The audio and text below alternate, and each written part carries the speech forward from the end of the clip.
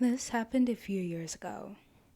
I am a college student and was basically forced to move out on my own, which I didn't mind, but that meant finding a new roommate, which can be a daunting and scary experience.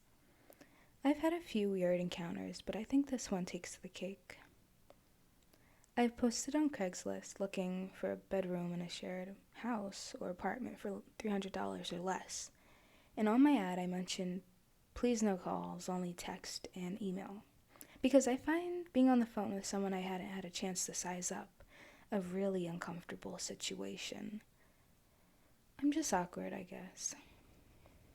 Anyway, I got a call from a dude who clearly didn't read the no call part, which I mentioned because this type of phone call is exactly the reason I don't like to talk to strangers on the phone. At first, he was just pleasant and normal. He told me he had a room available and relevant info like that. We started to talk about when and where we'd meet, and he started going on tangents about random stuff. I'm a combination of too interested in deep conversation and too awkward to end the call when it starts to get weird.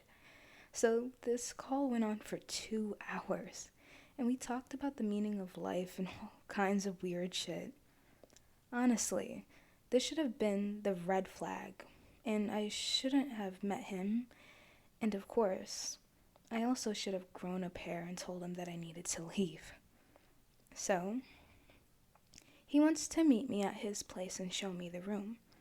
I've since learned that you should really insist on meeting in public. I got to his neighborhood, and it was run down on a level that made the ghetto I grew up in look nice. Saggy front porches, hot cracked concrete, sad people with old beat up Lincolns. You get the picture. His house blended right in. The yard was seriously overgrown, and the front door didn't work. So, I went around the back and just looking at the guy standing in the doorway and seeing the kitchen behind him was enough to make me realize I really just wanted to leave. No way in hell. The guy in the doorway was a man with a sort of clown-style afro.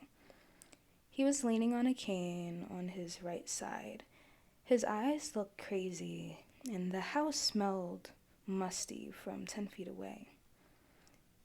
Again, I'm a coward, so instead of trusting my gut, I go inside and I'm polite, thinking, it's okay. It'll be over in 20 minutes and I can get the fuck out. I don't know what made me think this man who had a 2-hour conversation with me on the phone about life and philosophy would let me get away that easily. He took me up a flight of creaky steps into a small bedroom with no door and a mattress on the floor. I thought no way in hell would I live with a 40-something man. I was 19 and a female, and no door on my room. And it was a moot spot because my mind was made up, and before I even saw the room, I wouldn't have lived there for free, let alone for $200 a month. Things got weird. He tried to hold me hostage with a conversation again. I think he was lonely. He talked about how some of his family were millionaires. He might have been delusional. The whole story seemed made up. When he told me about an 18-year-old girl that had also checked out of the room and tried to fuck him, and told me that his mom hated white people. He was black, I was white, and it sounded like he sympathized with her. Obviously, that was super uncomfortable. Eventually, I was able to break the conversation and pluck up the courage to make an excuse to leave. I was never so happy to leave a place in my life. I don't know what he was necessarily a rapist or anything, but he definitely gave me the fucking creeps.